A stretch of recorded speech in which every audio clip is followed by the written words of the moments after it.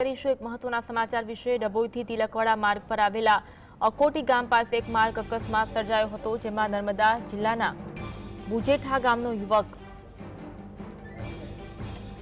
Bike લઈને ડભોઈ તરફ જઈ રહ્યા હતા, ત્યારે ધુમ્મસના કારણે આગળ ચાલતા ટ્રેક્ટરનો અંદાજ નહીં આવતા બાઇક સાથે ટ્રેક્ટર પાછળથી ભટકાયું।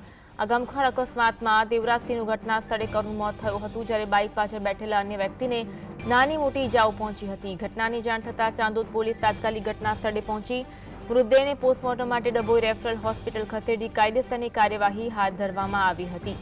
અકસ્માતની ઘટના બની છે, પોલીસની ટીમ ઘટના સ્થળે પહોંચી હતી, વધુ કાર્યવાહી હાથ ધરવામાં આવી છે।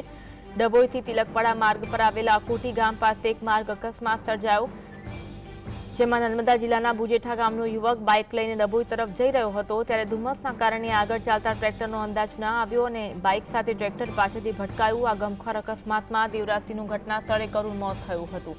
આ અંગે વધુ વાત કરીશું। સંવાદદાતા કિંજલ ફોનલાઈન પર જોડાયા છે। કિંજલ, અકસ્માતની ઘટના બની છે, માહિતી આપશો।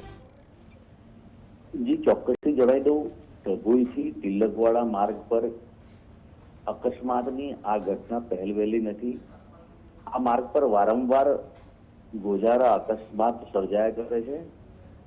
આજની વાત કરીએ તો વહેલી સવારે આશાસ્પદ બુજેઠાનો યુવાન અન્ય મિત્રને પાછળ બેસાડી ડભોઈ તરફ જવા નીકળ્યો હતો। તે દરમિયાન અકોટી પાસે આગળ ટ્રોલી જોઈન્ટ કરેલું ટ્રેક્ટર ચાલી રહ્યું હતું, પરંતુ વહેલી સવારે ધુમ્મસભર્યું વાતાવરણ હોવાથી આગળ ટ્રેક્ટર ચાલતું હોવાનો અંદાજ ન રહ્યો હતો અને વધુમાં બાઇક ચાલક પૂરપાટ ઝડપે પણ જઈ રહ્યો હતો, જેથી ધડાકાભેર એ ટ્રેક્ટરની ટ્રોલીમાં ભટકાયો હતો અને માર્ગ પર ઠોકાતા ચાલક દેવરાજસિંહ પરભાર જે છે તેઓનું ઘટના સ્થળે જ મોત થયું હતું અને આ સંદર્ભે ચાંદોદ પોલીસની હદ લાગતી હોય પોલીસે ઘટના સ્થળે પહોંચી મૃતકને રેફરલ હોસ્પિટલ ખાતે હાલ ખસેડ્યો છે અને પીએમ સહિતની કાયદેસરની કાર્યવાહી હાથ ધરી છે।